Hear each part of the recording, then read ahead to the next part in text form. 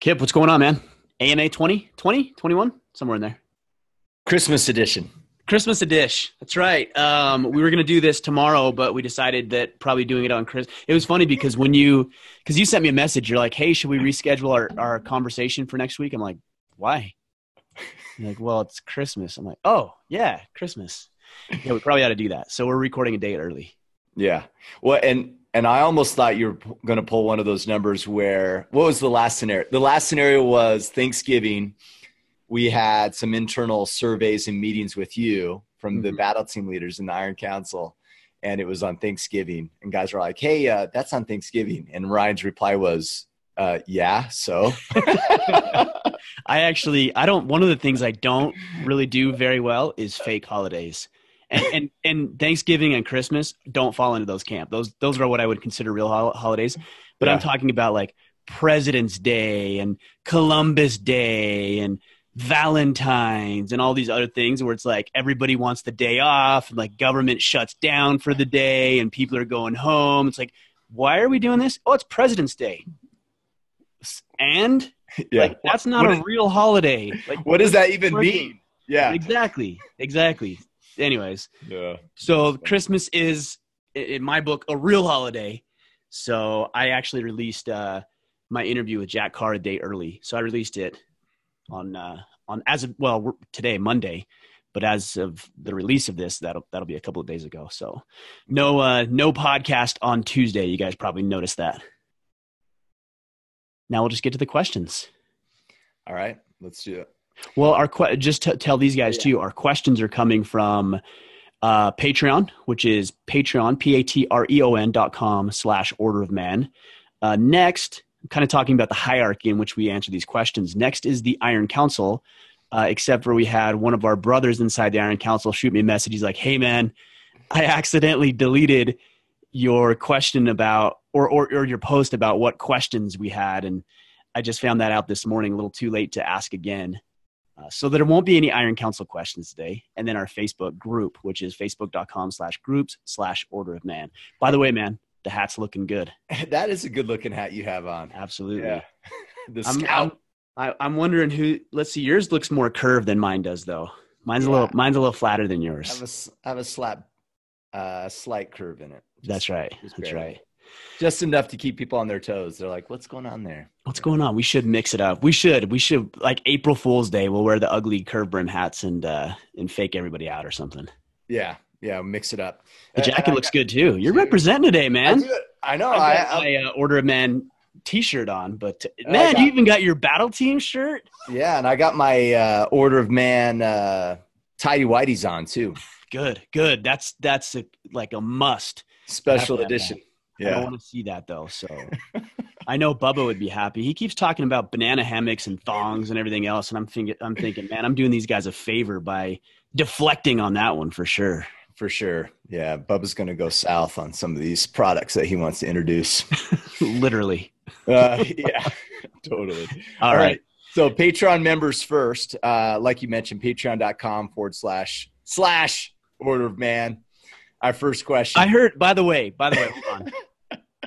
I heard the other day, or I saw it. I can't even remember where I saw it, and I meant to take a screenshot and show you. But it was like a credible site that said that it's not a backslash. I think there's so much confusion about what is and is not a backslash. They had an opposite of what you said. I'm saying /. What do I say /? I don't know. See, now I'm all confused. That's why I just say slash. Everybody knows which way the slash goes, okay? On URLs, those are /. And then everything else, like file paths, are backslashes. Okay. Whatever. Here we go. Carl Kale. What would be the one piece of advice you could give a new person training for an event that they have not done before? That's a good question. A new event they've never done before, I would just say find people who have done that event and do exactly what they do. There's no reason to reinvent the wheel. I think a lot of guys are like, oh, what should I do and how should I train? And it's like, just find somebody who's done it before, who's been successful, and just ask them what you should do. Like, they'll give you so much more valuable insight than anybody else, and then do it. I know a lot of people are like, well, I don't know because this and that. It's like, dude, you've never run the event before. So don't pretend like, get your ego out of the way. Just ask somebody what they've done and then just do it. And Ryan, do you think a lot of guys would be even more than willing to provide insight and advice to newcomers? 100%. I mean, I haven't found anybody who's like, I'm sorry, I'm not going to share that information with you. Like, why would they do that? Yeah. They wouldn't do that. They want to be supportive. They want to help. They want you to be involved in what it is they are involved with. One area that I can think of very clearly is the hunting industry. Now, I know that's not necessarily like an event necessarily. I guess it kind of is. Yeah. But I've never met anybody or asked a question of anybody in the industry and they've said, "Oh, I'm sorry, I got to keep that little tidbit a secret." No. The overwhelming majority of people want to help. You just have to ask, because they're not going to just unsolicited like give you advice. You just have to ask and they'll give it to you. Cool. All right. Next question. Joshua Laycock, Patreon and Iron Council member. I'm interested in hunting and have no issue with harvesting for food, but I'm unsure how I'd feel to actually pull the trigger. How did you feel leading up to and during the following your first successful hunt? Well, I mean, I grew up around hunting. I never got involved in hunting until 2000. My first hunt was November of 2017. So just about a year ago. But I went to high school with a bunch of hunters. I spent time with a bunch of hunters. My wife and her family are all hunters. And so I kind of have a little bit of inside knowledge into how the world works. And I've been exposed to it, and I've helped gut deer and everything else without being my own hunt. So I've always been around it. But I remember that hunt that I went, it was a whitetail hunt. It was both a rifle and a bow hunt. And I took two deer that weekend. The first one that I shot was with my rifle. And I remember seeing the deer dead, and it was really bittersweet for me because this creature was awesome. It was this magnificent deer, and it was pretty incredible. And then to know that I was the one that took its life, right? So it's not I think there's a misconception among the public that they think that hunters are these like rednecks and they just go out and they're just shooting animals and they're just like having all kinds of fun. And I get it. We see these pictures. One of the guys I follow, his name's Ben O'Brien. He talks about gripping grins, where you're standing over a dead animal and you're gripping it and you're smiling. And without any inside knowledge into the world of hunting, it'd be very easy to look at that picture and think, why are these guys celebrating death? Why are they mocking this animal? And it's the exact opposite of that. It's not. It's a celebration of a successful hunt. It's a celebration of overcoming something or completing something that you set out to do. It's a celebration of providing for your family and your friends. So you just deal with it. And everybody deals with it a little bit differently, I imagine. But for me, it was very sobering. It really brought into light the importance of being an ethical hunter and the realization that this is a game for keeps. And so it's my obligation and responsibility to end that animal's life as quickly and humanely as I possibly can. It's not necessarily like, I don't know of too many hunters who like relish the kill necessarily like that. You know what I mean? Like, I think they enjoy the pursuit. I think they enjoy the accomplishment. I think they enjoy being able to provide for their family and friends. But the taking of a life of an animal is not something that these guys take lightly. It's certainly not. Cool. I hope that helps. I mean, you just have to do that. I would just say, go out there and experience it. Go with somebody, go and ask people, hey, can I go on your hunt with you? I think just like the previous question, I think people want to share that world. So I think they're more than happy to do that. Totally. Well, and I think it's completely natural to have that experience be bittersweet. It should be. If it's not, that's kind of weird. Yeah, it should be. And I mean, and that's also where the appreciation of that animal comes from. And that changes the perception of where our meat comes from. And it's a good thing. Like, it's not a thing to be avoided, if that makes sense. Yeah. It's no different than just even livestock and killing cattle. It's like, oh, that's sad. But yeah, guess what? It should be sad a little bit. Like I should be aware that a life was taken for me to eat that steak. Like, that's a good thing, not a thing to be avoided. Yeah. It should be sobering for sure. Yeah. Yeah. It's just, we just take eating too lightly because it's so convenient, right? We can go to the gas station and we can get all the junk food and we get beef, we can get whatever we want, right? It's all right there. It's easy. Fast food, everything's just so easy. And so we take this idea of eating and consumption so lightly. I even think about the idea of consumption around the holidays, not necessarily with hunting, but just the mass consumption that we as human beings engage in. And quite honestly, it's a little disgusting. Yeah. But when you go out into the wilderness, I went out on a hunt this weekend. It was just a one-day hunt with a friend of mine. It was a cow elk tag that we had. It was called a depredation tag. So the way this works, for those of you who don't know, is the BLM or DWR, Department of Wildlife Resources, will issue private landowners depredation tags. And essentially what they're trying to do is they're trying to thin out herds that have grown too large. So they're actually managing the land very well. So my buddy, his dad has some land, and they gave him some depredation tags, and he invited me to come on this hunt. And, I went out there and we charged around for 8 to 9 hours. And I think we put about 8 miles in, just hiking through the snow and everything on a Saturday. And we came across a herd, but never really got close enough to a shot. But the thing that it teaches me is that it's not a mass consumption type thing. And because you have to work so hard for it, it's so much more, you appreciate it that much more. So it's not just this light, like, oh, let's just consume, and this ignorance about where our food comes from. It's a very deep connection with it. And then eating is significantly more significant because you realize what actually went into the process of bringing a deer or elk or whatever it may be from the field to your table. Yeah. And I think there's lots of ways that we can do this even without hunting. Like my daughters, I mean, they're only 5 and 7. You think they know where their meat comes from? Yeah. I remind them on a regular basis. Yeah. What are you eating? I'm eating a pig. I'm eating a cow. And some relatives might be like, man, that's a little, no, that's the truth. Why would you hide that from them? Yeah. They need to understand. In fact, we actually get a cow every year or so. And this last time it was this beautiful Jersey cow, big brown eyes, big eyelash, beautiful cow. Yeah. I snapped a photo of it before we killed it, send it to my wife and say, oh, show the girls that daddy got him a cow. It's super pretty. And then like the next pictures, it's on its back all opened up. I know. And she's like, you're an ass. It's hard because if you're not around it, it's very easy to think that people are being irreverent about it. And look, don't get me wrong, there are people who are irreverent about it, right? Where they just relish that and they're mocking the animal or they're taking it lightly, and that's not good. That's not good at all, I don't think. But it is important, even down to me and our family, we have 14 chickens. So my kids go out, not now because it's cold and they're not laying, but they'll go out and they'll collect the eggs and bring them in, and we have omelets from the eggs from that morning. And they know they have a very clear path between where their food comes from, what it actually is that you're consuming, and how important it is to our way of life.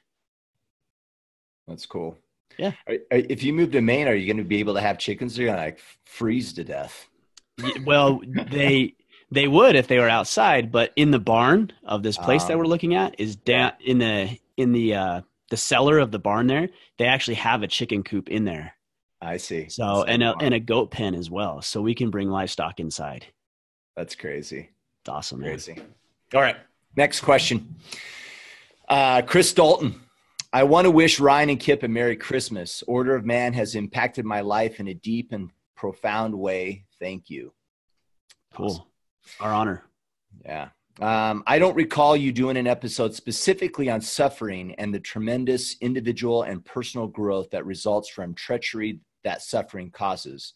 Have you considered talking about this in a future episode? I'm sure it will come up during the Goggins interview, but I think a lot of us want to hear your own thoughts on suffering. Yeah, it definitely will come up. I've got an interview scheduled with David Goggins mid-January, so that'll be coming out. We'll definitely talk about that. I've talked about it. I know like a couple of years ago, I did that Spartan Agoge, which is a 60-hour endurance event, and it was physically and mentally taxing and emotionally draining. and physically demanding, of course. And so I talked about that. But yeah, I mean, think about the lives that we live. They're so sedentary, right? Like the other day when I was up in Salt Lake for that hunt, it was cold out in the morning. So I just like peeked my head out the window and started my car manually from inside the house so it would warm up. And look, these little creature comforts are comfortable, right? We love, that's why they're called comforts. They're nice. And I think it's our human condition to elevate our standard of living, right? We're always, that's why the wheel was invented. That's why fire was discovered so that we could, or harnessed, I should say, so that we could improve our way of life. And it served us well in a lot of ways. And in a lot of ways, it's actually hindered us and hurt us because we don't put ourselves in situations that are physically demanding, emotionally taxing, mentally stressful. And then what happens is when we're faced with these real life situations, whether that's a loss of a job or a physical illness or injury or a divorce or a bankruptcy, any number of things that could happen to any one of us at any time, it completely wrecks us.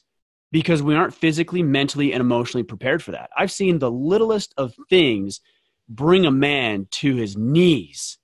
And I just think to myself, this is an individual who has not inoculated himself against what could potentially happen. So the way that we inoculate ourselves is by introducing stressful, difficult hardships voluntarily into our lives so that we harden ourselves. That could be as simple as going out in the morning and lifting weights, to running a marathon, to speaking in public because you know that scares the shit out of you. Pick something that you know, man, this is so scary to me. I don't want to do this. I'm uncomfortable about this. And understand that because you're uncomfortable about it, that's probably a pretty good indicator that you should actually do that thing. Yeah. So I'm looking for ways to struggle. You know, when I think about running, for example, and I hate running. But I've been doing a lot more of it lately, specifically for the reason that I hate it, that I don't enjoy it, because I know that physically, sure, that'll help me, but mentally that helps me too. The other thing I started doing lately as I'm running is no more headphones, no more music, because it's significantly easier to run with music or a podcast than it is to run without. Yeah, because you're not in your head as much, right? Exactly. Yeah. Because you're distracting your mind from telling you this sucks, this hurts, this is stupid, you don't need this is dumb. Yeah. That's what your mind is. So now what I'm doing is conditioning my mind or conditioning myself to tune that little voice out that rears its ugly head and tries to get me to quit. Yeah. So I think if we're going to face hardship, right? You faced hardship, Kip. I've faced hardship. Every single individual listening to this podcast has faced hardship. At some point, you're going to face it. So you can do it voluntarily. You can introduce it into your life. And that may not actually keep you from experiencing other hardship in your life. It just helps you prepare for it physically, mentally, and emotionally. So yeah, do hard things. Be uncomfortable. Push yourself. If you're scared, do that thing. And I feel like you'll be much more equipped to deal with the adversities of life that are inevitably bound to happen. One thing I like when I heard this question by Chris is, it's funny. We put the label of hardship as negative always, right? Like that's just in the term itself, right? Hardship. Yeah, hardship. Oh, it shouldn't be this way. It's wrong if it shows up. Mm-hmm. But yet we have this folly of thinking like, oh, well, I need to become a better person. Well, guess where that happens, guys? In hardship. Right. Like in most cases, that is where growth is. Mm-hmm. So we need to stop kind of almost having a negative label on it and saying, hey, this is part of life. Yeah. Right? This is part of the growth process. It's true. It's so true. And one other thing I think about is I need to make the distinction is that you shouldn't make it difficult just for the sake of it being difficult in the actual test itself. Yeah. Right. But when you're training, I was listening to a podcast with Chad Mendez this morning, and I was thinking about his training regimen. He talked about it and how he's training 2 to 3 times a day and what he's eating and how he's putting his body through this very strenuous time so that he can be adequately prepared to face that opponent in the ring.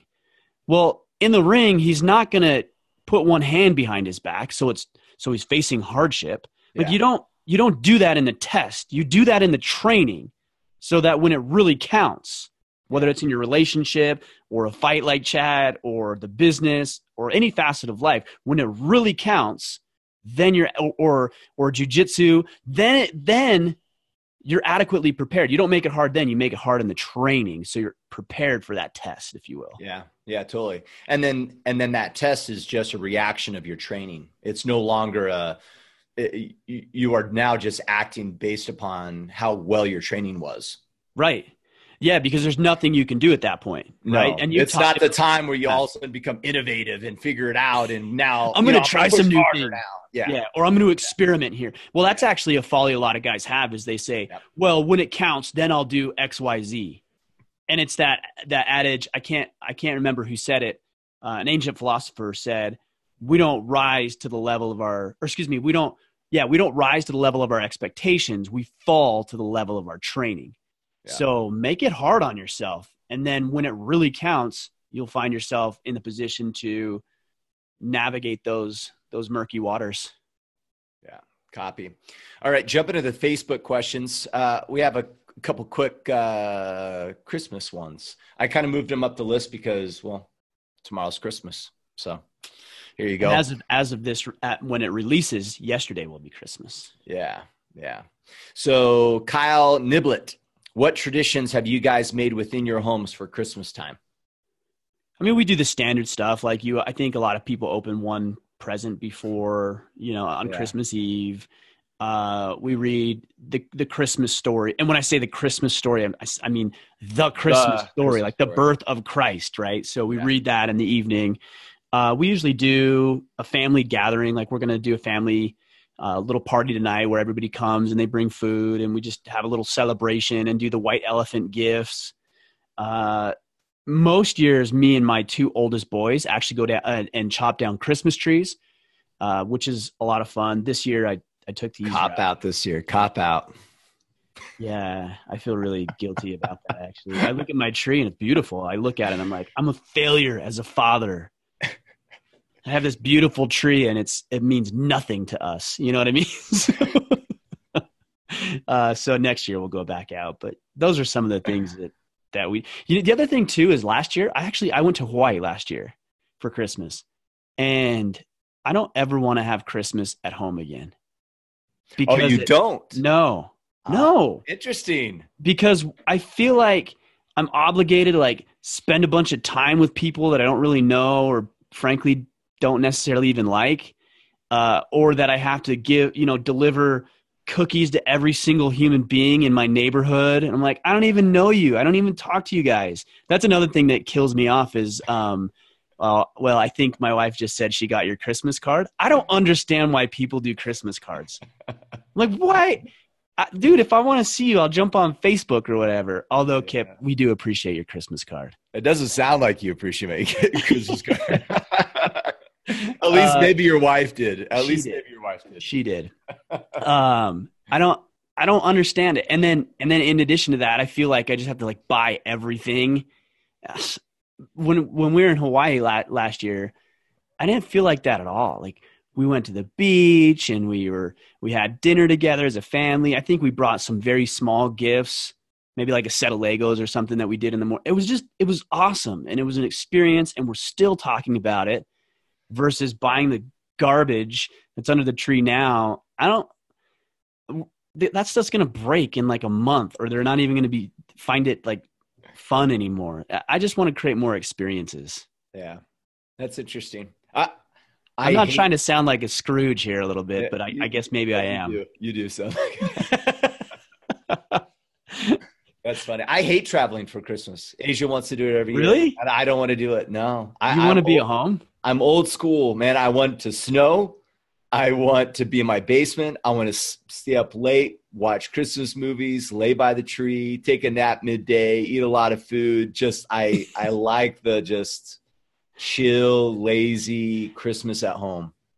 I don't know. I love it.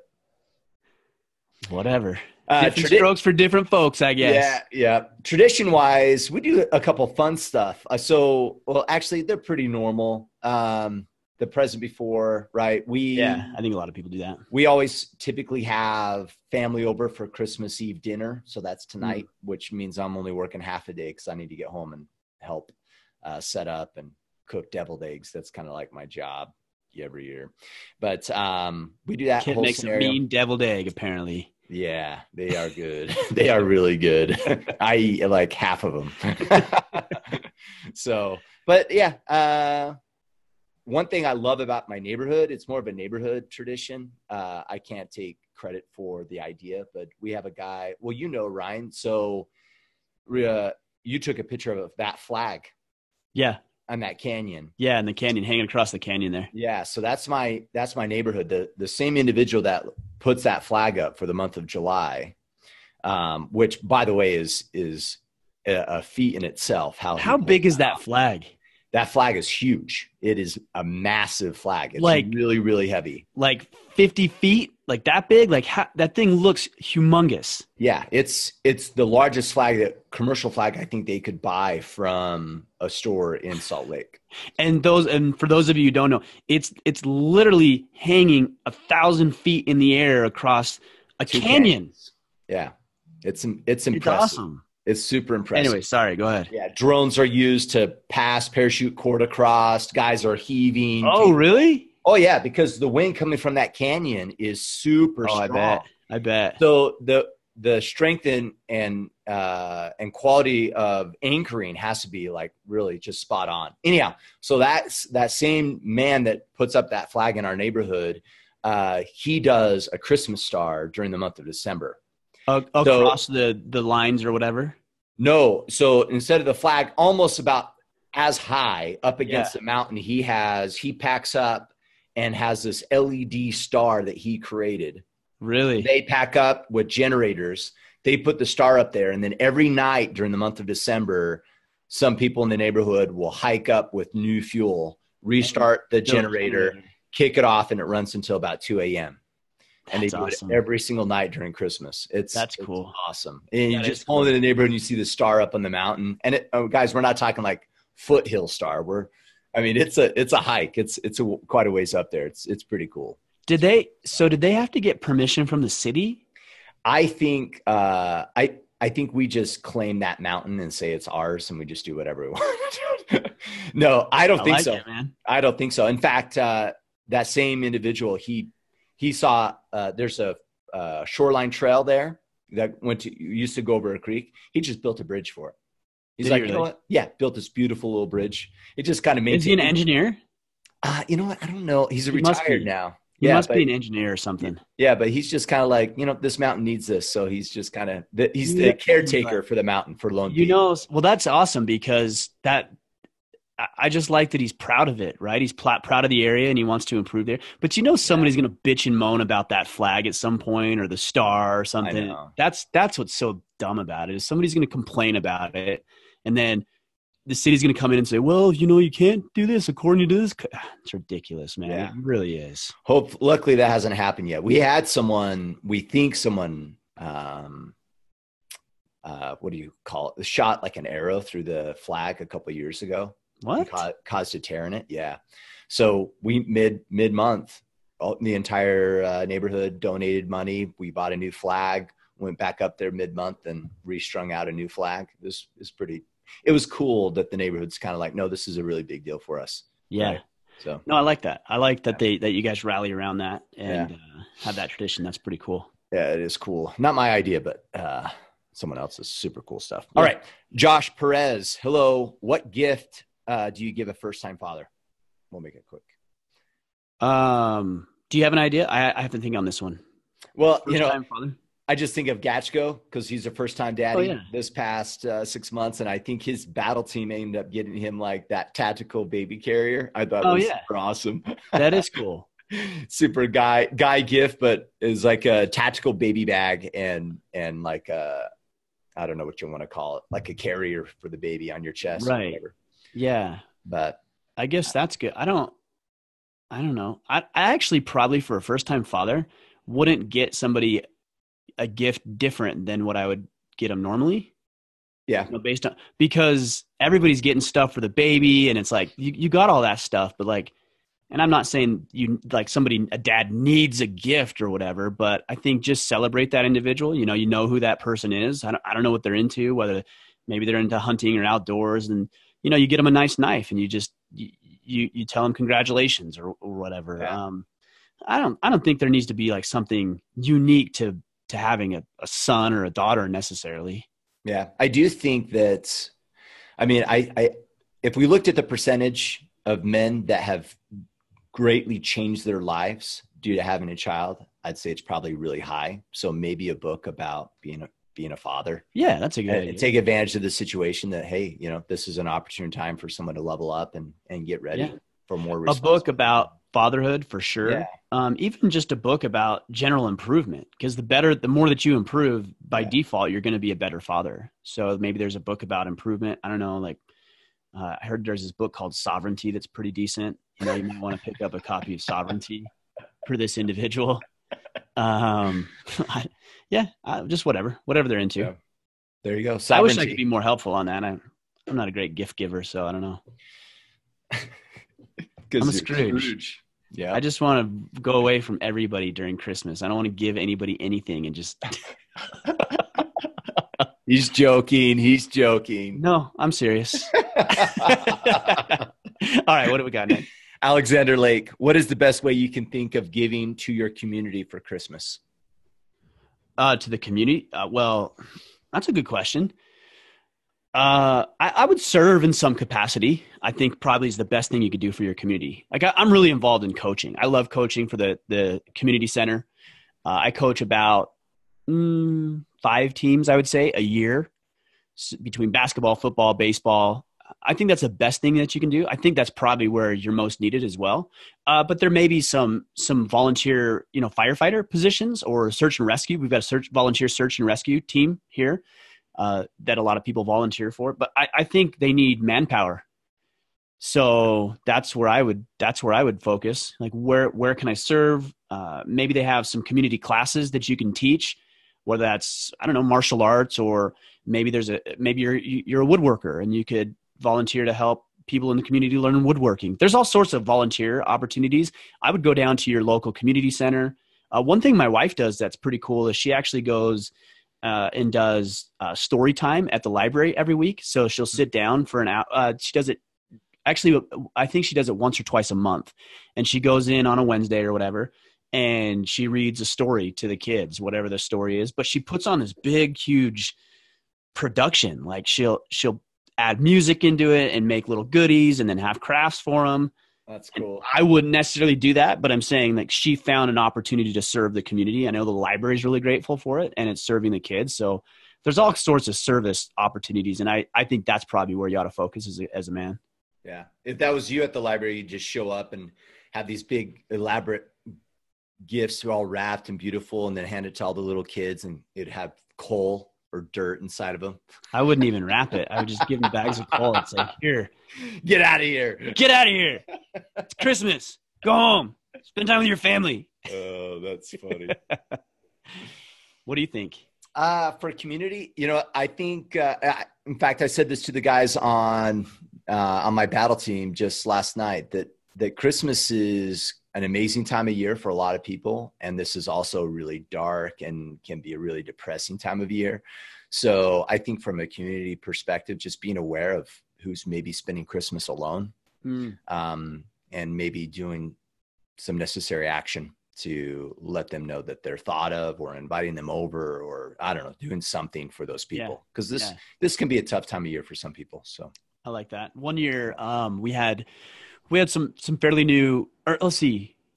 Oh, we knew they weren't going to have any family around, and we did do our big family dinner the night before, like I was telling you about. And we just invited them to, it's like, hey, we know your family's out of town or they're not around, so why don't you just come over? And they spent a couple hours with us, and we had a good time, and it was fun. And they didn't put us out anything, and it included them. And I think there's all kinds of I think a lot of the times we just think it has to be something grand and magnificent. And sometimes it doesn't. It's just something very, very simple that doesn't put you out necessarily. And it makes that person feel warm and welcome. And that's a good thing. So just these little base hits, right? Just the fundamentals and the basics. They don't have to be grand. They just have to be consistent and thoughtful.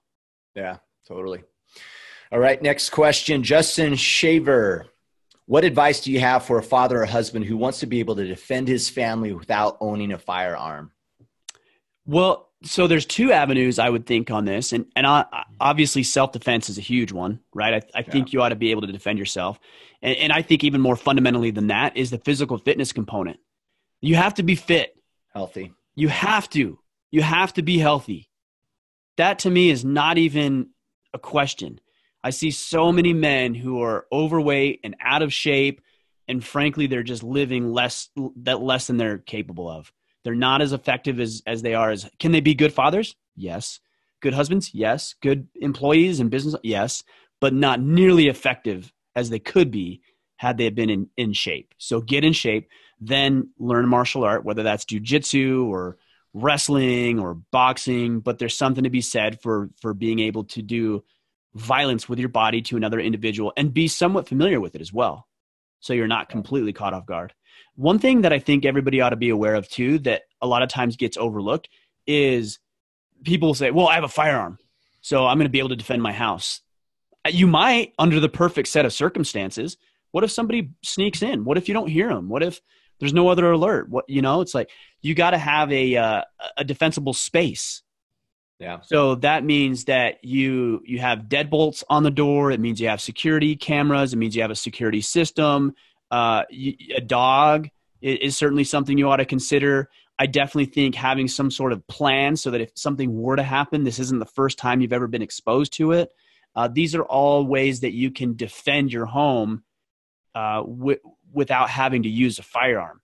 So a lot of guys will say, oh, I have a firearm, or oh, I know jujitsu. It's like, well, great. That's an element, but there ought to be multiple layers to your strategy here. So jujitsu is great. Then add boxing, then add wrestling. That's all great. Now you're home. It's like, well, you have a dog. Good. Now have a security system. Now have alarms. Now have an evacuation process. Now, if you can and have a desire to, own a firearm and be able to train with that and train your family with those things. These are all little layers that you can add in order to potentially protect yourself from any situation that may arise. Totally. Clint Emerson actually has some really good stuff. He's a former Navy SEAL, New York Times bestselling author. He's been on a couple of times. 100 Deadly Skills is his book. But his second one, I can't remember the exact title. It's 100 Deadly Skills, but it's got a different emphasis than like survival. Yeah, it's survival. Yeah. And he's got some stuff in there on creating a defendable space with regards to your domain, is what he calls it. So there's some really good stuff there. That's right. I think he does like the layers, like distance layers, and he kind of breaks it down a little bit, right? Yeah, I can't remember all of the things. I know he talks about like in your door frames, replacing all the screws with longer screws. Yeah. He's like, you're not going to be able to keep somebody out, but if you can slow them down, it gives you some time to react and to implement your plan so you're not completely caught off guard. So he does a lot of different stuff like this. It's really, really valuable. Cool. And we've implemented some of it. I'm sad to say we haven't implemented everything in there. But again, the more layers that you can add, the better off you're going to be. Yeah. Very cool. That's kind of a fun conversation, actually. All right. So next question, Paul Yevkak. Okay. How do you fit self-care into your daily, weekly, and monthly routine? Well, there's different avenues of self-care. Physical fitness is done every single day. Every single morning, I get up, I go work out. And then if I can later, lately I've been working out twice a day. So I'll go in and do what I call my real workout in the morning, whether that's going into the gym and doing CrossFit or just going out back into my shop and doing my workout in my home gym. That's done every single morning. And then in the afternoon, I usually have a little bit of time that I've carved out. So I will either go for a run or do some just a basic light workout in the garage. So I've been doing that. But like I also midday or evening or or just whenever, early to mid afternoon, like 2-3 o'clock, somewhere in there. Okay. And then even at night, one of the things I started doing is I'm good friends with Bert Soren. He's the CEO of Sorenex. They do exercise equipment. And he sent me these center mass bells. They're kind of similar to kettlebells, except for you actually stick your hands inside of the bell itself, and they have handles there. So I take the light ones. I think they're the 20-pound ones, and they're actually in my living room. So at night, if things are slow, the kids are in bed, maybe my wife's sewing or doing something, whatever she's doing, wrapping presents or whatever, I'll actually do a light workout just in my living room. So I'll do like butterflies, I'll do curls, I'll do shoulder presses, I'll do what they call like negative push-ups where you actually go below parallel because I'm putting my hands on the bells themselves. So there's a lot of different stuff that I can just do in the living room. So that's on the physical fitness side. But then there's the intellectual side, mental, emotional sides, right? So reading every day, whether that's in the morning or evening, that gets done every single day, at least 30 minutes of reading. And then also hobbies are really important to me. And I think they should be to every single man. And this is one thing that actually goes by the wayside very, very quickly, especially as a man gets into a relationship. The first thing to go is his hobbies, his interests, his activities. So for me right now, I'm really into becoming a better bow hunter and archer. So I practice archery for at least 30 minutes every single day. And that's usually done again in the mid-afternoon. So I'll go out and do my workout, and I usually intertwine my workouts with shooting because I want to be able to shoot under a little bit of physical stress because I'll be hiking around. And so I need to be able to take a shot after I've exerted myself to some degree. Okay. So that's what I do for self-care. Cool. I think you covered it. There you go. Anything Paul. Different that you would say? No, I mean, maybe a routine around journaling or meditation. And then on the spiritual side, maybe that's like a daily scripture reading or prayers, that kind of stuff. Sure. But I think the key thing, and it really comes back to everything that you just said, is being intentional about it. Mm-hmm. Yeah. I'm assuming a lot of that wouldn't happen if you weren't being intentional and making sure that you're actually getting those things in. So, well, it's funny because what a lot of guys will say is they'll say, "Oh, I need to make the time to do that." No, you don't. Like, you don't get to just create time. Yeah. And I realize kind of what they're saying, but at the same time, words matter. So if you're like, I just need to make time, it's like, well, tell me where. I don't know. It's like, if I have some spare time, I'll do it. Well, okay, You're not going to. You just need to manage it better. You don't need to make it. You need to manage it. Totally. You and me and everybody listening to this has the same 24 hours. And if you're talking about finding time and making time, it doesn't happen. Manage it.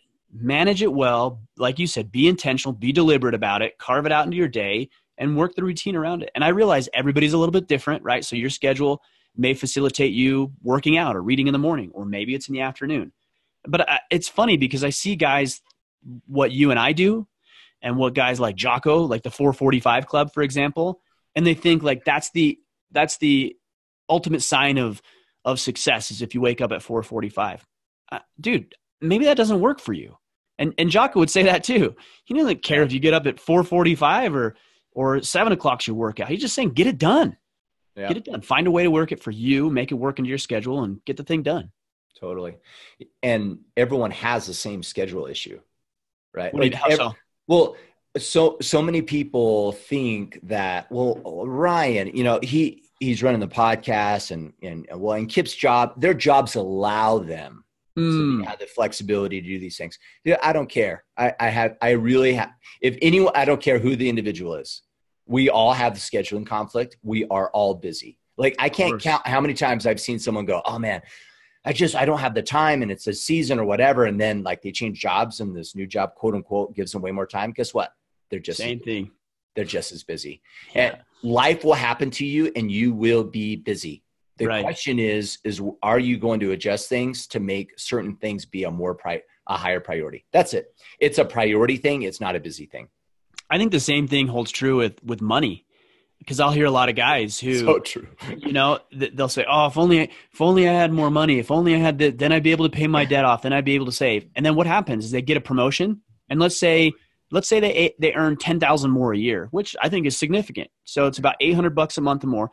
Well, what do? Well, they go buy a 4-wheeler that they can't afford yet, and so now they got this payment, and then they buy a bunch of furniture they probably didn't really need, and they upgrade their vehicle, and all of a sudden it's like they're enslaved in more debt, even though they're making 10% or $10,000 a year more because they're not intentional about, okay, what am I actually going to do with this increased money? And the best way to overcome that, I'll tell you, the best way to overcome that is to start doing it now. If you can't manage your resources effectively now, it doesn't matter how much you get. None of that will help you improve it. And I'll give you the perfect example. Lottery winners. Some of these people who win the lottery, They don't know how to manage money at all. And them getting a huge windfall of millions and millions of dollars, it's gone in a matter of years. Why? Because they didn't earn it. And because they didn't earn it, they never learned how to be a good steward over their resources. The way that you effectively produce more resources in your life, more abundance, if you will, is to be a good steward over what you have now. So if you can manage your time effectively, you will get more time. It will be given to you. If you can manage your money effectively now, you will earn more money. You will have more financial abundance in your life. If you can more effectively manage your relationships with your wife, your kids, colleagues, friends, coworkers, if you can do that now, you will have more significant, meaningful relationships moving forward. It's not a matter of some external gift that hasn't been given to you yet. It's a matter of you managing what you have now so that you can prove to whatever you want to call it, karma, the universe, God, whatever, that you are worthy and capable of handling more. Yeah. And I would even throw into that bucket happiness. Sure, absolutely. People fall in that same boat. Oh man, if these circumstances change, then I'd be happy or I'd be less stressful. No, you got to earn it now, just like you're saying. Yeah. Can you deal with what you have right now? Can you be happy with what you have right now? Can you be stress-free with what you have right now? And if you can do that, guess what? You'll get more. I love that. We need a coin phrase, that principle, whatever that principle is of earning, because it's applicable to money, success, happiness, stress, family relationships, everything. Everything. Yeah. And we think it's some external circumstance that needs to change for those things to change in our lives. Right. It's never the case. Yep. 100%. Yeah. Cool. All right. Harris, Yongi, what is a good way to deal with regrets? So many what ifs in my life. You got to learn from them, man.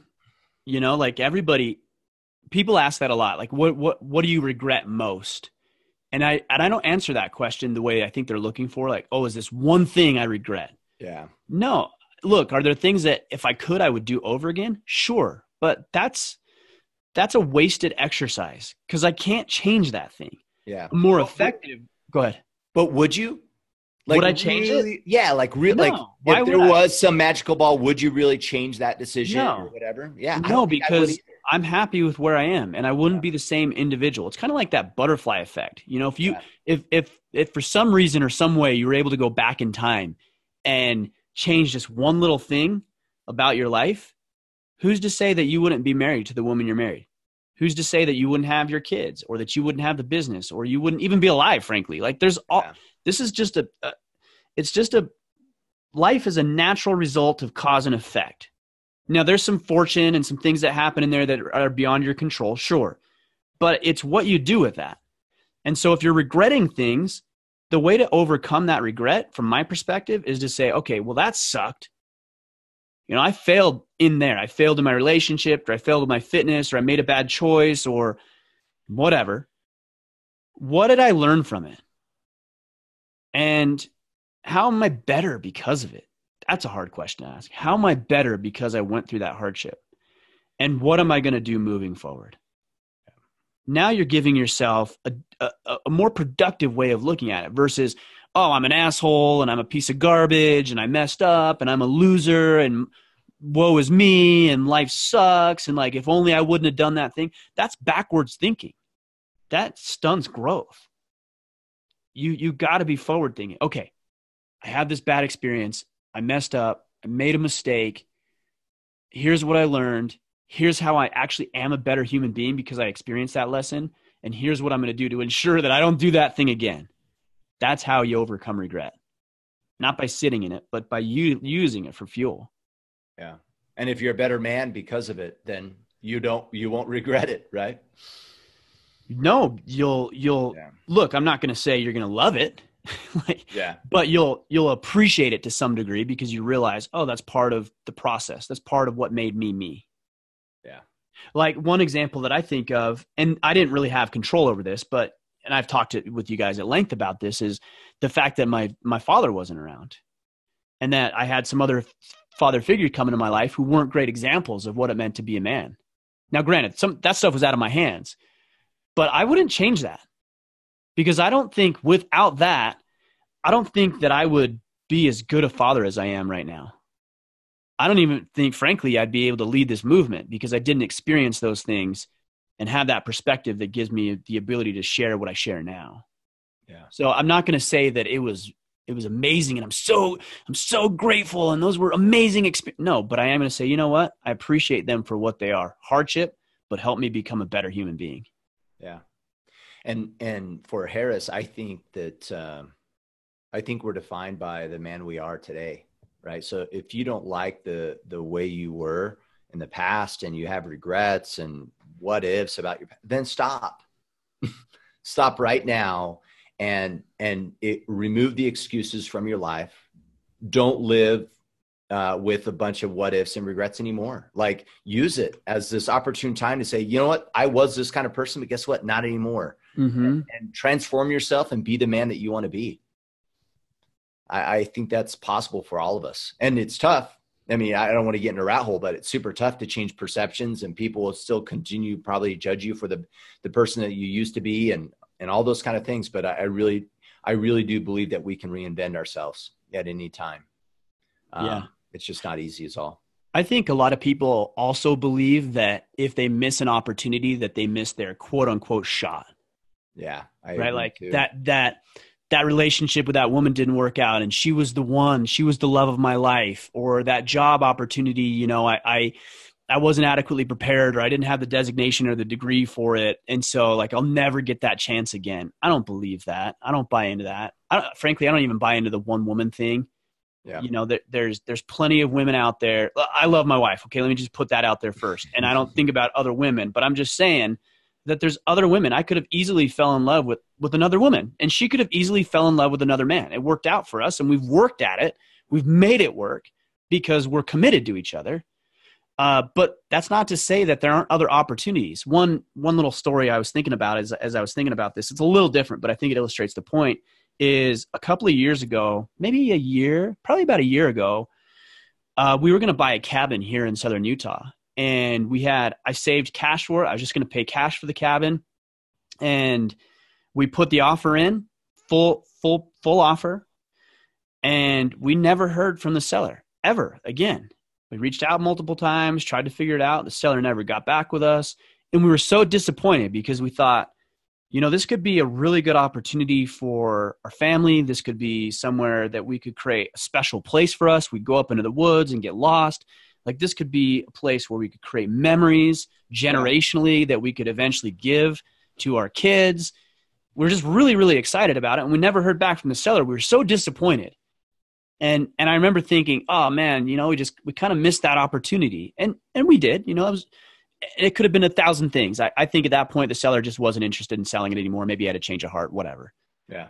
But as my wife and I, a couple of weeks ago, went to Maine and started looking at property, we kind of feel the same thing. This could be a chance for adventure, an opportunity for us as a family to build tighter bonds, to connect deeper with each other, to experience some hardships and some challenges together, but to create something special for our family.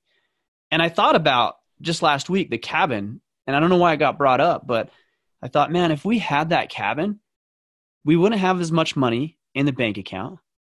We would feel probably more obligated to stick around, or we feel like we'd have to sell that place. And so it would have, the way I'm looking at it now is that it would have created an anchor that I didn't want in my life. At the time, we thought it was the best thing. And now I look at it and think, man, this would have been an anchor. This may have kept us from pursuing another potentially viable and wonderful experience for ourselves. And you know what? If Maine doesn't work out the way that we anticipate and hope that it will, it'll be disappointing. But it doesn't mean that it's not presenting an opportunity or opening a door somewhere else that I have failed to see or haven't yet seen. Totally. So. Totally.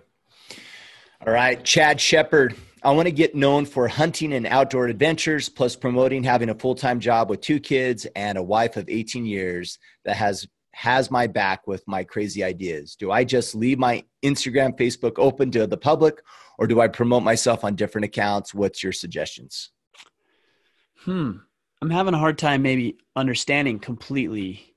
So I want to clarify. Maybe you can help me walk through this. He wants to get into the hunting industry, but he's got another job, it sounds like. Yep. Plus promoting having a full-time job. So he wants to promote to be known for hunting and outdoor adventures, but he has a full-time job, 2 kids, wife of 18 years. Right. Okay. They're supportive. What do I do? Well, I don't think you have to close your Instagram account, or, I mean, I think it should be open. I guess I don't understand that part. I don't understand. I think what he's saying is having Instagram and Facebook open to the public enough to promote. No, it's not enough. I see what he's saying.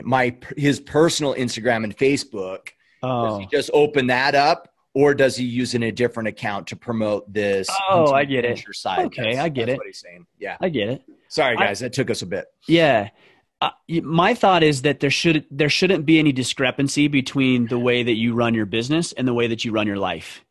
So, and look, that's not the final answer. There's plenty of organizations out there who believe it is. But for me, if you're trying to run this, if you want to be, you said you want to be known for the hunting industry and this other stuff, then there needs to be some strong congruency between what you're doing personally and what you're doing professionally. So there's pages, like we have an Order of Man Facebook page, but my Instagram account is, I'm not that active on the Order of Man one, but very active on the Ryan Mickler account. But that's family, that's business, that's hunting, that's my life. And that has actually been a pretty good strategy for us. I've got a personal Facebook page that's completely open, and I talk about Order of Man and everything else. On Twitter, I'm at Order of Man right now, but I'm actually considering switching that over and doing most, if not all, of my activity on Twitter as Ryan Mickler as opposed to at Order of Man. So do you think that resonates with people more? I do. To know Ryan personally as well as the Order of Man side? I do. And I think that's why this particular podcast, the Ask Me Anythings, I think this is part of the reason it does so well, because it's not canned, it's not scripted, it's not structured really even. I mean, I know we're answering questions, but they're getting a very real look, not authentic or genuine, but a real look into you, Kip, and into me. Yeah. And I think that if you're wanting to lead an organization or a movement or an idea or a thought, that you need to be very, very relatable. I think the time where there's a gatekeeper there and the access to the information and you place yourself on this pedestal you don't really belong, I don't think that's there anymore. Yeah. Or it's being torn down brick by brick.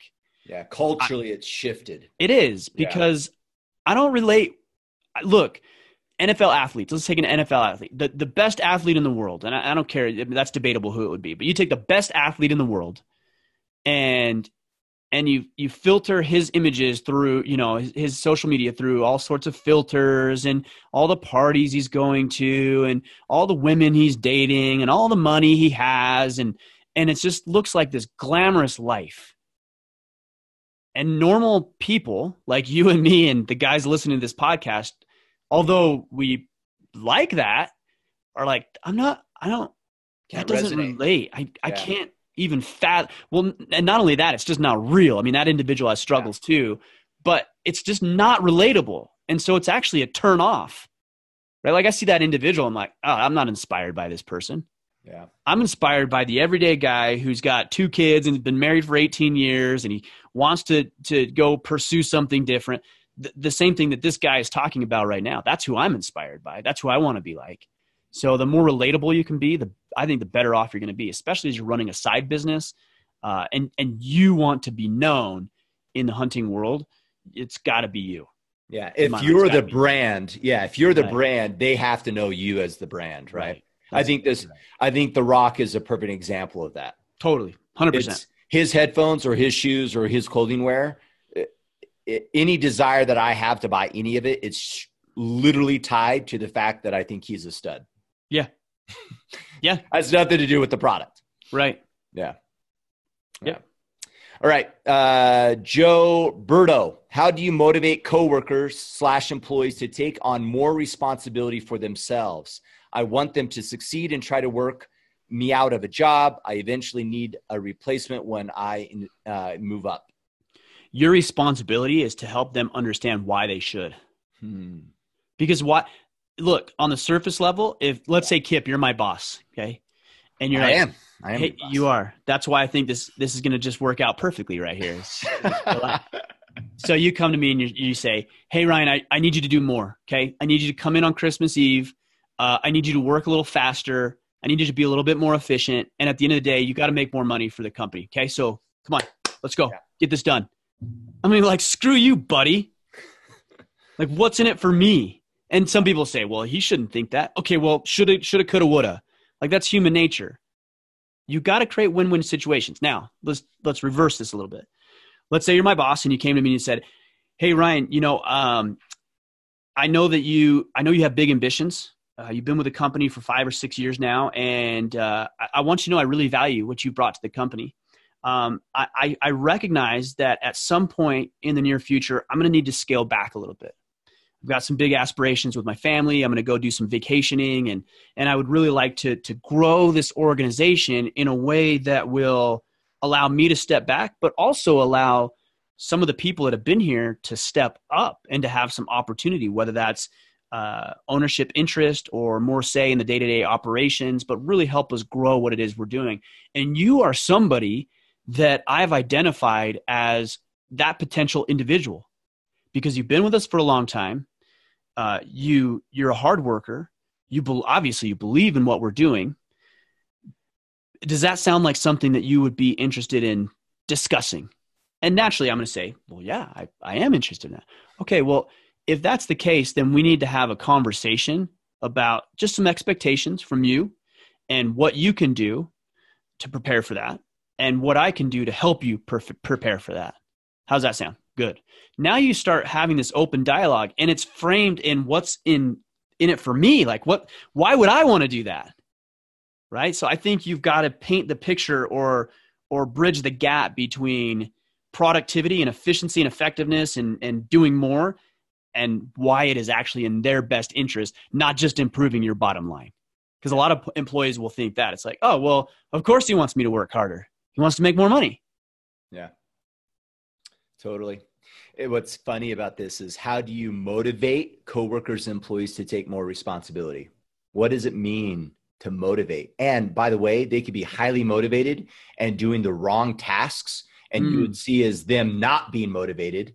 Oh, why aren't they motivated? Why aren't they taking care of the stuff that's really important? Well, do they know what that means? Like, that's what's interesting about the term motivate my employees. Well, okay, so are you saying, how do I get my employees to do tasks A, B, C when they're not doing them? Okay, right. Well, then that's a different conversation. And you might see that as motivation. But in reality, maybe they don't see the purpose of the task. You're asking them to do something and they say, yeah, this is not effective. This is not valuable. I'm not even bought in to why we would even need to do that or why we're even doing it. Yeah. So a lot of this could just be clear communication of, hey, guys, we need to do these things. And this is why, and get their buy-in of why those things are critical, not just to the company, but to them individually as well. So motivation, that's a very elusive word that could just mean it could mean that they're just not doing the tasks that you expect them to do. Right. And that's what you're calling as unmotivated. Right. So, yeah, I mean, I've been guilty of this. I think we all have. I can even think of examples in the Iron Council where we've made some changes within the Iron Council and I've just communicated that to the team leaders and I've said, hey, here's what we're going to do. So like, go tell your teams. Yeah.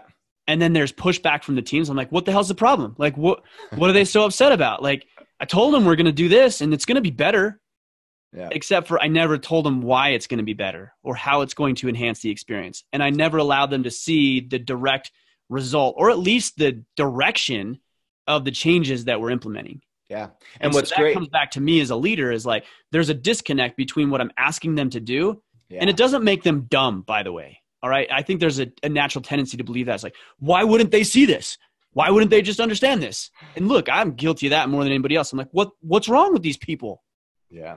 But it's nothing. It's just that you failed to communicate how this will serve them in a better way.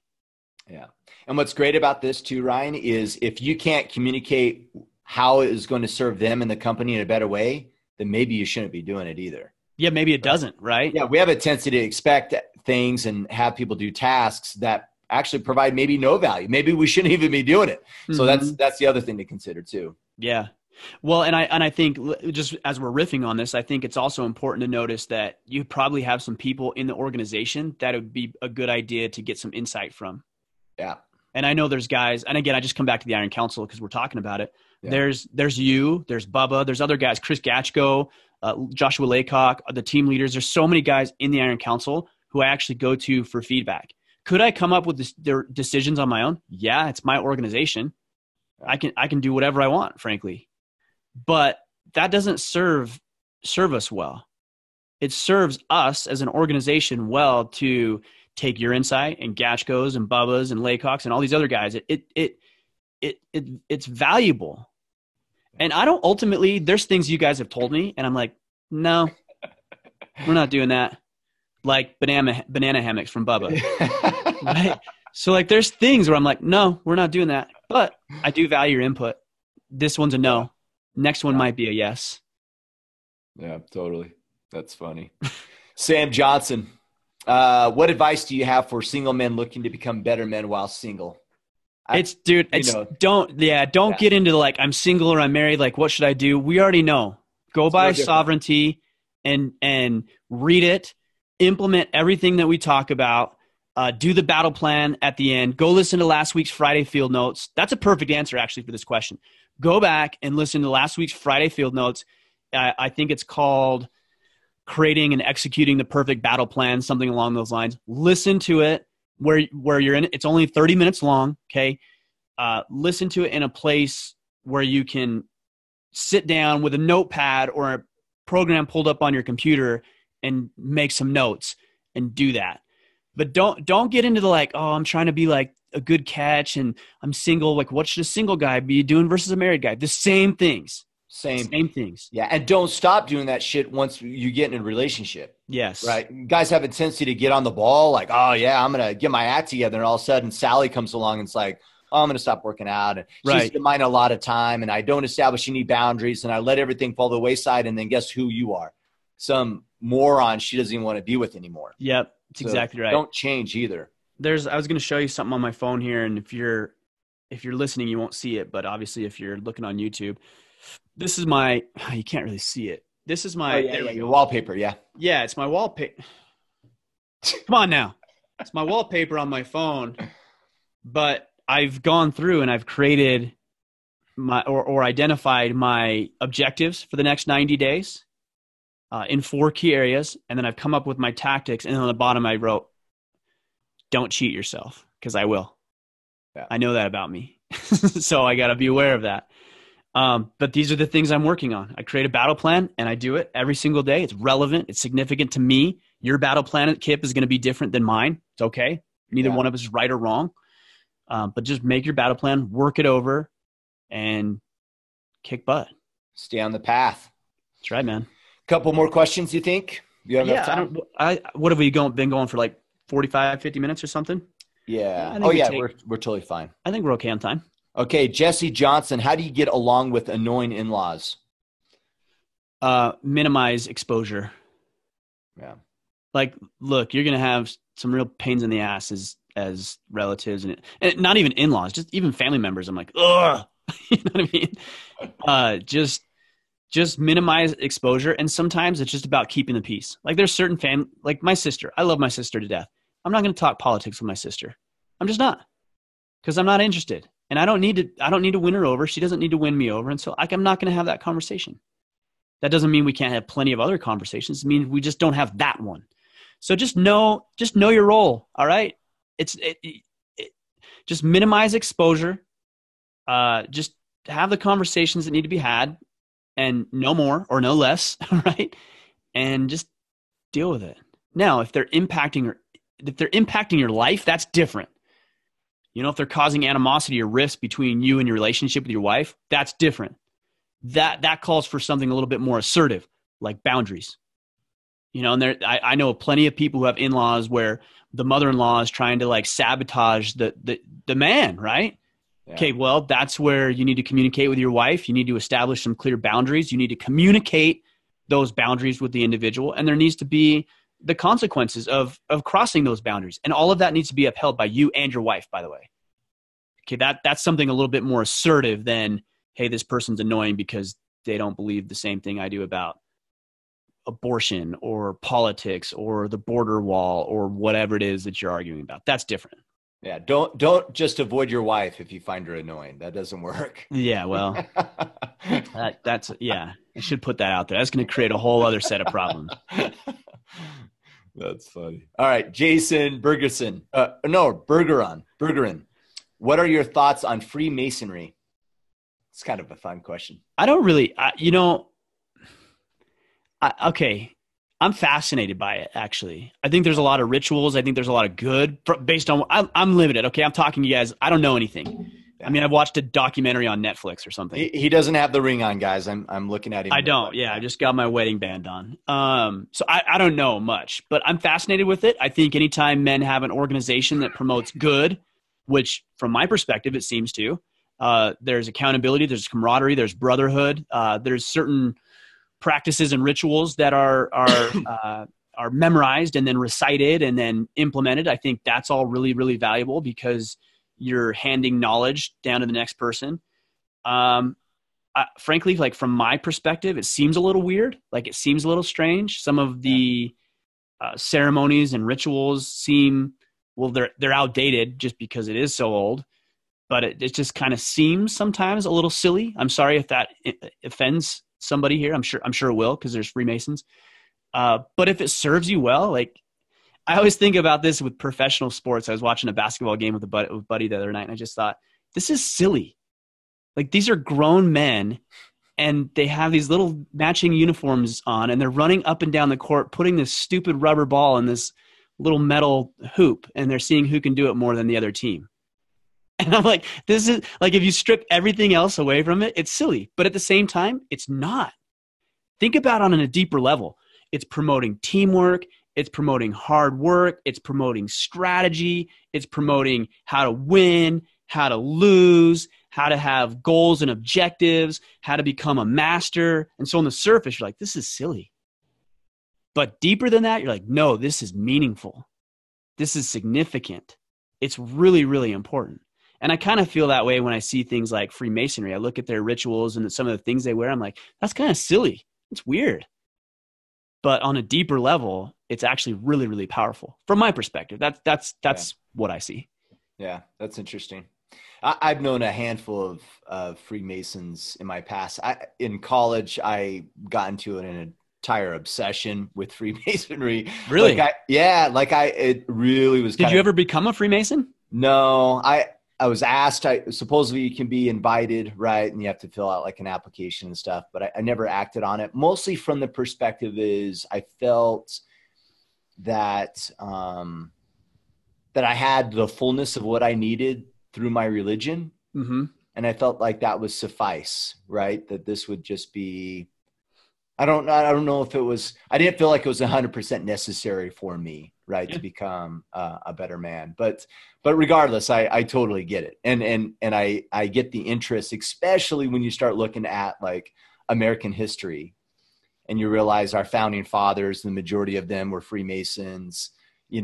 George Washington was, I think Abraham Lincoln was, and so it kind of draws you in even more so when you look at American history and how many leaders our country had that were Masons. So I think it's valuable. I mean, I even look at things that we're doing here, not as Freemasonry necessarily, but very similar in a lot of aspects, because there is brotherhood, there's accountability, there's camaraderie, there's expectations. It's not open for just everybody. So there's a lot of parallels. And so when we started the Iron Council, I had these types of thoughts in mind. Maybe not so much rituals and things like that, but certainly some parallels to what we're doing here. And anytime you can band men together around a common good, I think it's a good thing overall. I really do. For sure. Yeah. And all the men that I've ever known that were Masons were amazing men. They were great men. So I think Boy Scouts for a lot of years, and even still, even though they've lost their way, I know they're considering bankruptcy and some of these other things that are not good for the organization. But for a long time, the Eagle Scout Brotherhood was very, very valuable as well, right? Because you knew, okay, you may not know everything about this individual, but you know this is an individual who works hard, who has discipline, who's committed to something, who has typically and generally the same values that I do. And so there's a lot you can tell about an individual who's an Eagle Scout just by the fact that they're an Eagle Scout. Should you rely on that solely? No, of course not, because you don't want to blindly just accept that this is a good and decent human being. But it is pretty telling, I think. And I think Freemasonry is probably very similar in that aspect. Yeah, cool. Ryan Rodriguez, do you write a script, keep bullet points, or just speak off the cuff when you record your podcast episodes? I'm assuming he's talking about the Friday field notes. Well, maybe just a breakdown of each, maybe. Yeah. So with the conversations that I have, I know who that individual is. So I've read their books. I've watched their videos. I've studied their work. So I know about them to the degree that I need to know. And I have some points that I want to talk about, but I don't have a piece of paper or notes or anything like that. So you do your research and then that's it. You start your recording episode and you just go. And we just go. Yeah. And I found that the more conversational it's been, the better off it's been too. Yeah. I think people appreciate it and respect it more. I think they enjoy it more. And I think the people that I'm conversing with enjoy the conversation more, as opposed to me just listing out 10 questions and asking every single guest the same 10 questions. Yeah. I actually think I just think it's disrespectful. Yeah.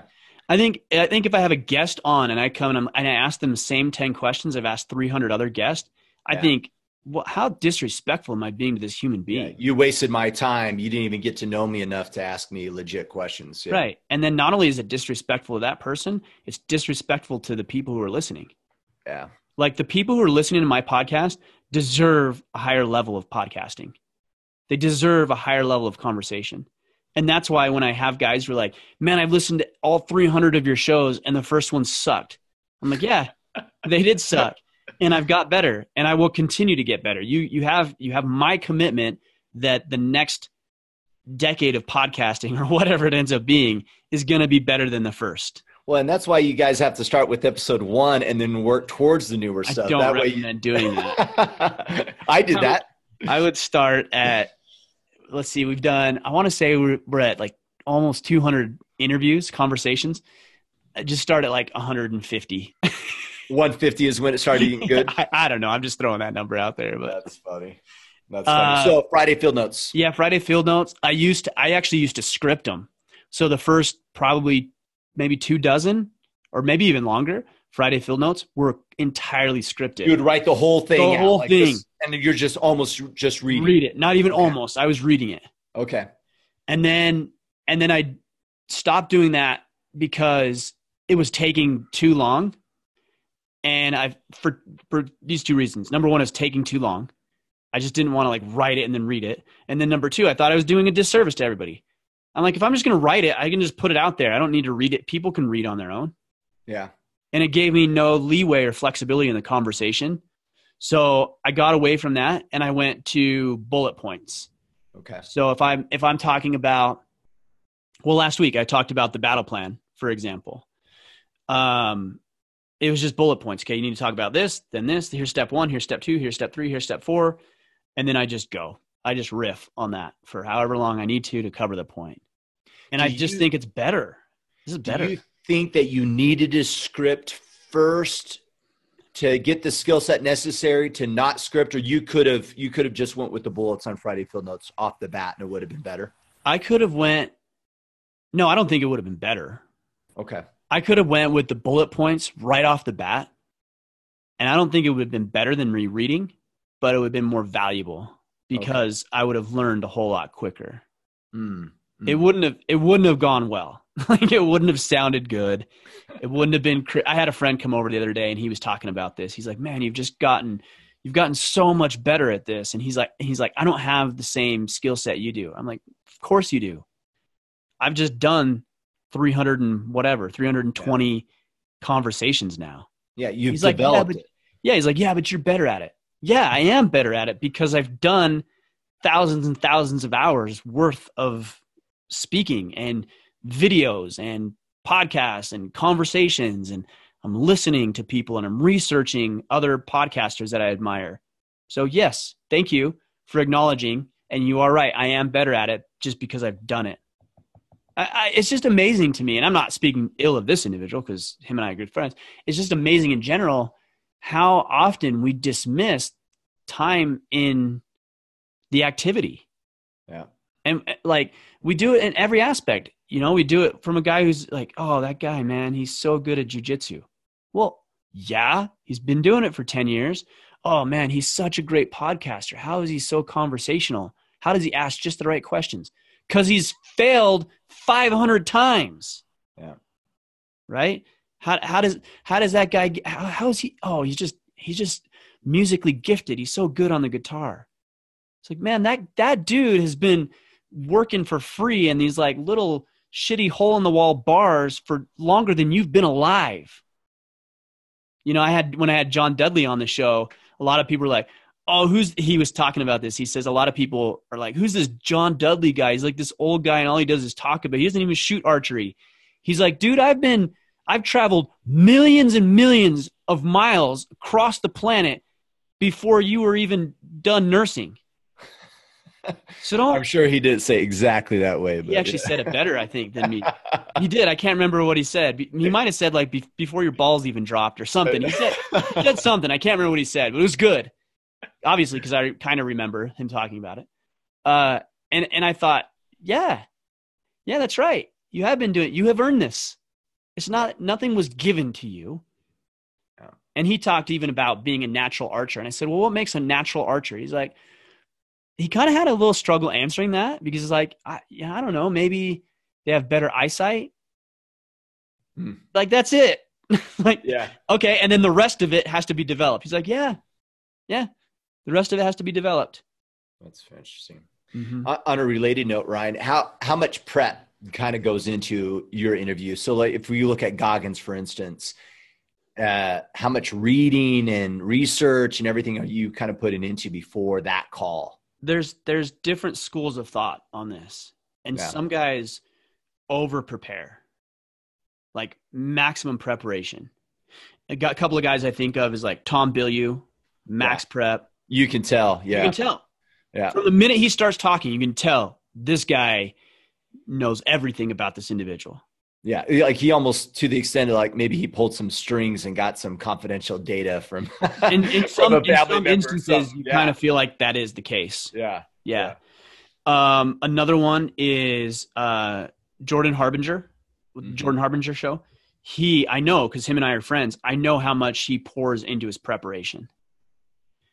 I sit more on the other side. I actually deliberately do not over prepare because I don't want it to come across as canned. Yeah. So my preparation consists of watching their videos, reading their website, reading articles. I follow them on social media. I subscribe to their newsletters. I read their books. I go through their courses. I get intimately familiar with that individual so that I am knowledgeable with it, but I don't go overboard and take pages and pages of notes. Like I'm not studying for like a midterm or something like that. Yeah. I'm purely just getting to know this individual so that when I have a conversation, I can talk intelligently and speak intelligently about their life and their past and some of the things they've done. Cool. Yeah. Cool. I think the only episode we didn't cover is this one. And this one's completely scripted. In fact, what I just said is completely scripted. That's right. Everything down to the word. We know what we're going to say. Yeah. And it's a beautiful thing. The all the annoying things I saying. Yeah. All like the banging on added, the microphone and everything else, just to make it feel authentic. Sipping water. Yeah. It's all part of it. Product placement. You're placing some good product today, man. He's got his Order of Man hat on. He's got his Battle Team shirt on. He's got his Order of Man water bottle. He's got his Iron Council jacket. Dude, I'm pimped out. Pimped out. Well, it's no client meeting day. And like, I think at our company, it's like, I don't know, 5% of people are here. So I think you'd actually be more effective, more productive, and sell more if you wore what you're wearing now to client meetings. All right. I'm going to try it. We'll see what happens. Good luck. All right. Next question. Drew Newman. What is your take on the Me Too movement? Me too, Ryan. Me too. Sensitive subject. I don't even know what Me Too movement is. You don't know? Mm-mm. Me Too is the movement by women who have been sexually abused by men. Oh, and so once I hear something about Donald Trump, all of a sudden I come out of the woodworks and go, "Oh, Me Too." No. The Me Too movement was created by women. Okay. To basically said, as a rallying cry, like me too, like I have been abused too, so we're in this together. Okay. So I think the premise of it, I think is good. Yeah. Like I think that people who band together, who have been unjustly served or dealt a hand or whatever it may be by other individuals, ought to rally together and fight against that thing. I think that's great. I just think that things like this have a tendency to get hijacked by the social justice warriors. Yeah. And I think that's what's happening, is that it's not necessarily so much more about Me Too and sexual abuse. It's about, I think extreme feminists have taken over the movement and will continue to take over movements like this and say that it's not just about sexual harassment or sexual abuse. It's now about everything else and how women are treated horrible and there's no rights for women and everything else that clearly aren't the case. So it's the Me Too movement, although I believe the premise is good, I also think it's been weaponized. It's been made extreme, and it's been weaponized by third wave feminists who are, well, they're misguided at best. They're completely ignorant to actually what's going on. And they actually are I think they're doing women a greater injustice than they are doing any good, frankly. Yeah. So the premise is good. I think that, sure, there's plenty of women who have been abused and sexually abused by men, and it's been dismissed. It's been covered up in a lot of cases. They've been mocked. And I think anytime you empower an individual to bring up their story that is legitimate and credible, I got to make sure I throw that in there because there's a lot that aren't. I think that's a good thing. I just think that these things have a tendency of being hijacked by organizations who aren't actually real concerned about the initial premise of a movement like this. Yeah. There you go, Drew. All right, James Tatter. How do you have you created family traditions? Do you use holidays or birthdays? Do you have some of your boys and others for your daughters? Does it include just you and your wife, and etc.? I have some with my family, and I want to pass to my boys, but I'd also like to create my own. I feel like we try and fuzz out because they aren't that important. And traditions are huge. They're huge. Stephen Mansfield talks about bestowing manliness, that it has to be bestowed upon the next generation. And we can talk about daughters here in a second too, but that you have to give that to it, but he has to earn that right. And I think a lot of these traditions, the fact that they've gone away, and that could be through sports, it could be through scouting, it could be through families. I mean, all of these are actually going away, right? There's all a dismissal of these organizations that generally foster something positive and effective and rally people around a common objective and a common good. Those things are going away.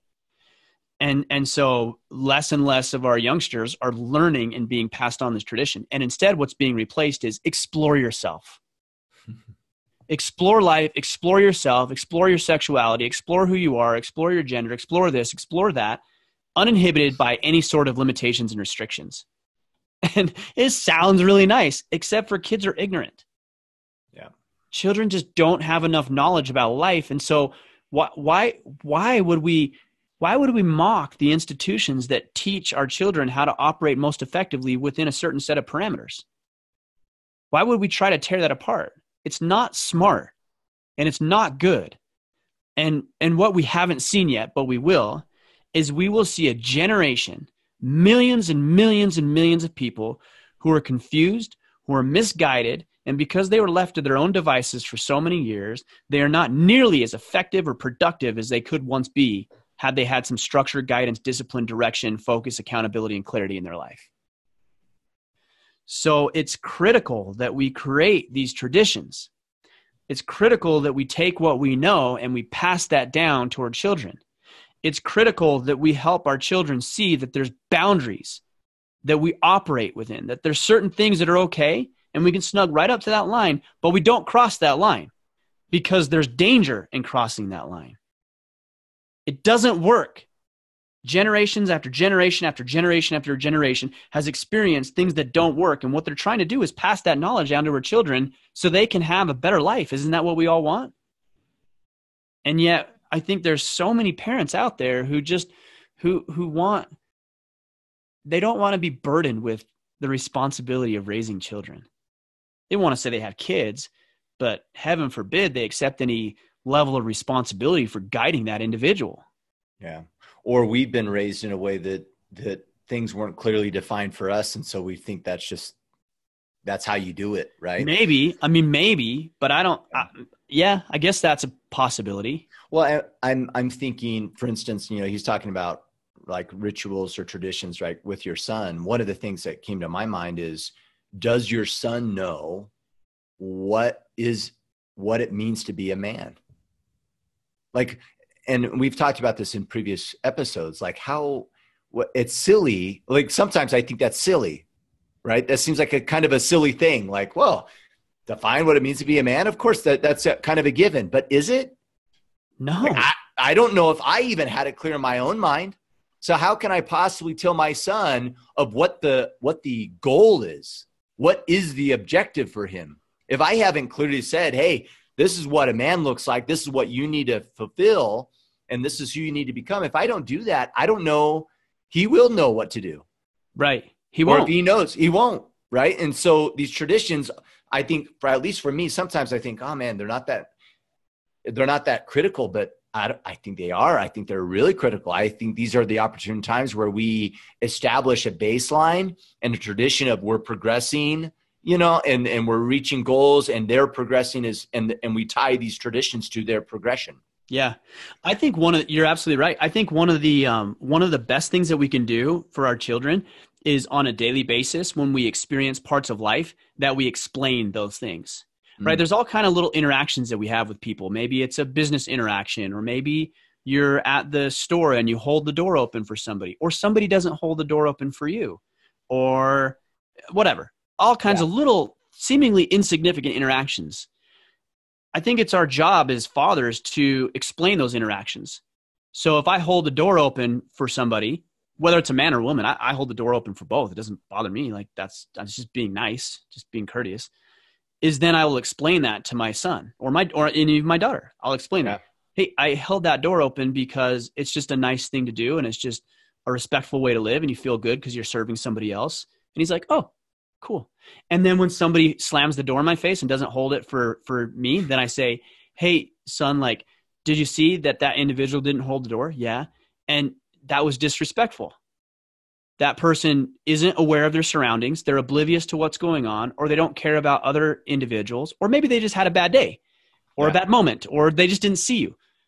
But regardless, there's a lesson that can be extracted here. I remember one time I went into this business, and I won't say the business's name, because I wanted to get my bow serviced.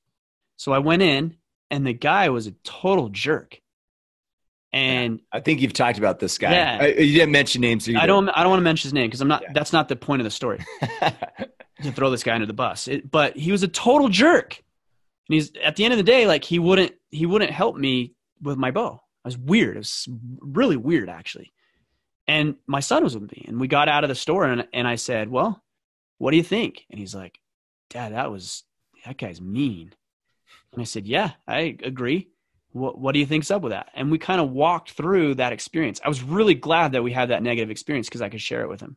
Yeah. The other day I was out shooting arrows, and I like to end on a good set. And so I told him, okay, I'll be done after this set. And it wasn't a good set. And so I got back up and I walked back into the line. He's like, what are you doing? I thought you said you were going to be done. And I said, I could be done. I could have not even come out here at all. But that wasn't good. And I'm not going to end on a negative note. I'm going to end on a positive note. It's always, always important that whenever we do something, that we do it the right way.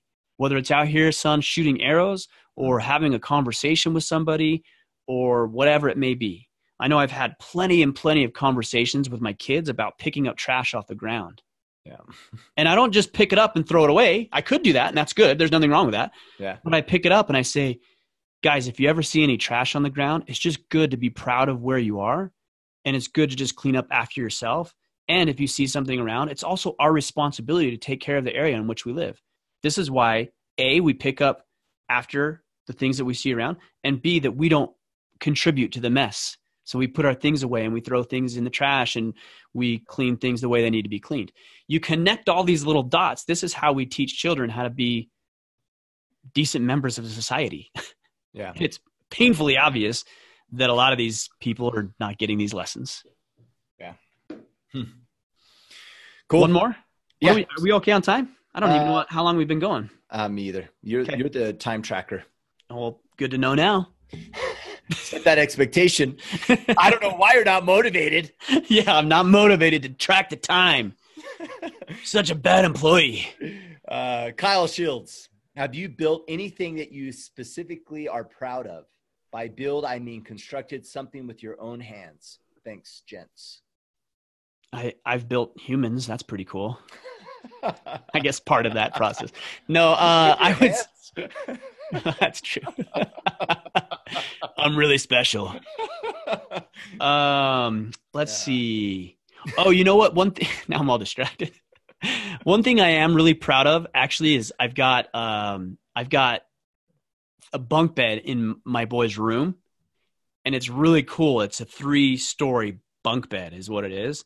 So it's got one facing, and then it's got one at a 90-degree angle. The mid one is at a 90-degree angle, and then the other one is another 90-degree angle. And it's all made out of wood, and then it's got and it goes in the corner? It goes in the corner. I see. Yeah. And right now, so I've got 2 of my boys in the room, and our little guy, he's in a different room because he's still in his crib. Yeah. But so his bed is actually our Lego bin. And it's twin bed frame size, and it's completely filled with Legos. It's amazing. Yeah. So we just go anyway. So that's one thing I'm pretty proud of. I do a lot of little odds and ends around the house. You know, like I've built some grow boxes for my wife, and built a little sprinkler system for a garden. There's all kinds of little things that we do, shelves around the house, but I like the bunk beds for sure. That's cool. I don't have anything. You need to get on it, man. I know. I need to build humans though too, so you're good. I didn't use not with my hand. I mean, my hands were involved at some point. Yeah, that's right. But not solely your hands. Oh man. That's a good one to end on there, I guess, huh? Yeah, that's a really great one to end on. Cool. I need to get after it though. You do, man. You need to get after it. It's good. It's good to work with your hands. It's good to build something. It's good to learn and to tinker. I've thought about blacksmithing. Actually, I think would be a lot of fun. So I'm going to be looking into that early in the year.